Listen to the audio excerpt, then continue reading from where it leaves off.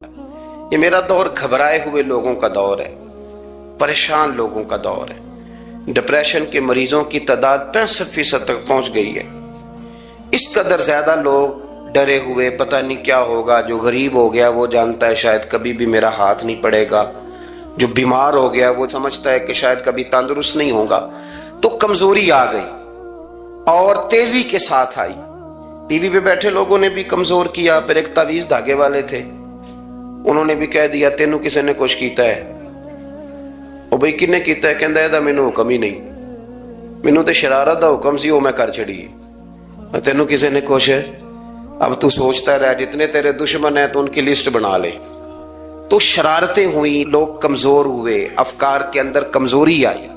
رسول کریم صلی اللہ علیہ وسلم لوگوں کو طاقتور کرتے، توکل کا درس دیتے، توحید باری تعالیٰ کے ستھرے جذبے حضور اپنے غلاموں کو عطا فرماتے، ان کی فکری حضور تربیت فرماتے۔ فکری اللہ کے رسول صلی اللہ علیہ وسلم غار ثور میں موجود ہیں، ساتھ سیدنا صدیق اکبر رضی اللہ تعالیٰ عنہ۔ کفار جو گرفتار کرنے والے تھے، پیچھے لگے ہوئے تھے، وہ غار ثور کے دروازے تک آ گئے۔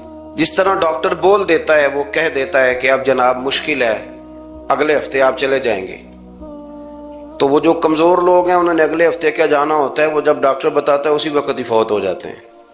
وہ کہتے ہیں اگلا ہفتہ تو لیٹ ہے، اسی وقت ہی سمیٹ لیتے ہیں سامان سفر۔ اور کچھ لوگ ایسے تھے، ڈاکٹر نے کہا کہ جناب آپ کی رپورٹس بتاتی ہیں کہ آپ بہت جلدی چلے جائیں گے، تو انہوں نے کہا جناب آپ جو کہہ رہے ہیں اپنے علم کے مطابق کہہ رہے ہیں، پر ہونا تو وہ ہے جو میرا رب کریم چاہے گا۔ یہ وہ جذبات ہیں جو ہمیں رسول کریم علیہ السلام نے عطا فرمائے۔ دیکھو حضرت ابوبکر صدیق رضی اللہ تعالیٰ عنہ کے ساتھ حضور غار ثور میں موجود ہے۔ کفار جو گرفتار کرنے والے ہیں وہ دروازے تک آ گئے، بالکل دروازے تک۔ اور جناب صدیق اکبر رضی اللہ تعالیٰ عنہ ان کو دیکھ کر تھوڑا سا گھبرائے، اپنے لیے نہیں، ذات مصطفیٰ کے لیے گھبرائے، کہیں حضور کو کوئی تکلیف نہ پہنچ جائے، تھوڑا گھبرائے۔ یا رسول اللہ وہ تو قریب آ گئے، اور اگر انہوں نے پیروں کی جانب جھک کر دیکھا تو وہ تو ہمیں دیکھ لیں گے۔ بالکل سرانے پہنچ گئے، یہ آ گئے، کھڑے ہو گئے، اور درمیان میں پردہ کیا ہے؟ مکڑی کا جالا، اور مکڑی کا جالا پھونک سے بھی اڑ جاتا ہے، تو مکڑی کا جالا بیچ میں۔ حضور وہ تو پہنچ گئے، ذرا جھک کر کے دیکھیں گے تو وہ تو ہمیں پکڑ لیں گے۔ اب یہ وقت تربیت ہے، اور وہ تربیت جو محبوب نے اپنے اس عظیم صحابی کی فرمائی، اس تربیت کو میرے رب کریم نے قرآن مجید میں بیان فرمایا۔ حضور فرماتے ہیں، رب فرماتا ہے کہ فرمایا محبوب نے، فرمایا لا تحزن، ابو بکر گھبرانا۔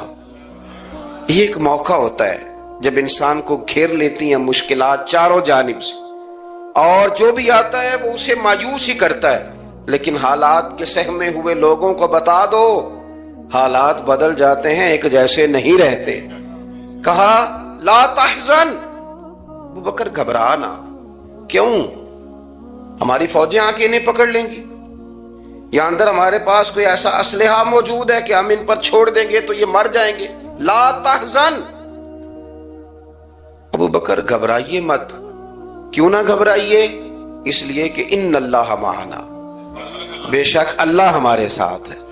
جن کے ساتھ رب ہو انہیں گھبرانا نہیں چاہیے۔ انہیں گھبرانا، یہ جو مسلح کی قوت ہوتی ہے، یہ دعا کی طاقت ہوتی ہے، دعا صلاح المومن، یہ جو قوت ہوتی ہے انسان کے پاس، یہ جو اس کے پاس ہتھیار ہوتا ہے کہ آج رات منا لوں گا میرا رب کرم فرما دے گا، یہ جو اس کے پاس قوت ہوتی ہے یہ اسے کمزور نہیں پڑنے دیتی، اسے طاقتور رکھتی۔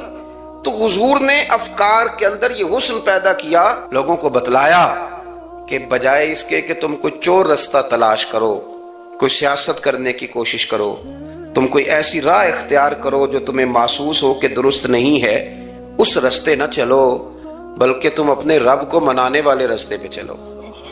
اور ترمذی شریف میں حدیث ہے، حضرت انس بن مالک رضی اللہ تعالیٰ عنہ فرمانے لگے کہ کریم محبوب علیہ السلام فرماتے ہیں کہ اپنے دکھڑے دنیا داروں کو نہ بتانا، سیٹھوں، نوابوں، چودھریوں، چاپلوسی کرنے کی ضرورت کوئی نہیں۔